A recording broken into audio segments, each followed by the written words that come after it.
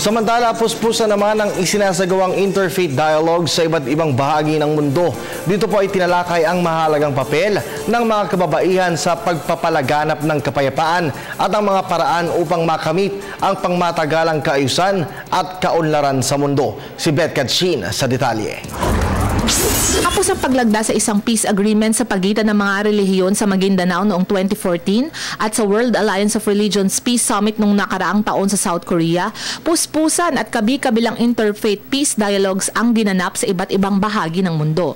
Sa India, mahigit sa 100 ang dumalo na kinabibilangan ng 30 propesora at bilang kanilang pakikisa sa International Women's Month, tinalakay nila ang mahalagang tungkulin ng kababaihan sa pagpapalaganap ng kapayapaan. Naging pangunahing tema naman ang pag-alam sa tunay na kahulugan ng kapayapaan sa iba't ibang relihiyon sa Yangon, Myanmar.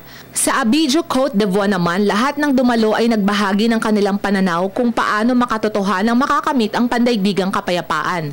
Inaasam naman ng bansang Georgia ang kapayapaan, gayong sila'y malapit sa nagkakagulong bansa ng Syria at Iraq, kaya't napakahalaga sa kanila ng ginanap na dialogo.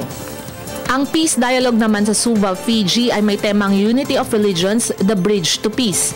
Dito hinimok ng mga religious leaders ang mga dumalo na magkaisa na ang mga reliyon kahit sila'y may iba't ibang paniniwala.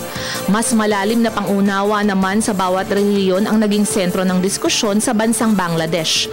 Ang mga peace dialogues na pinangungunahan ng HWPL mula sa South Korea ang nakikitang epektibo at praktikal na solusyon sa pagkamit sa inaasam-asam na pandaigdigang kapayapaan. Para sa Telebisyon ng Bayan, Elizabeth Katsin.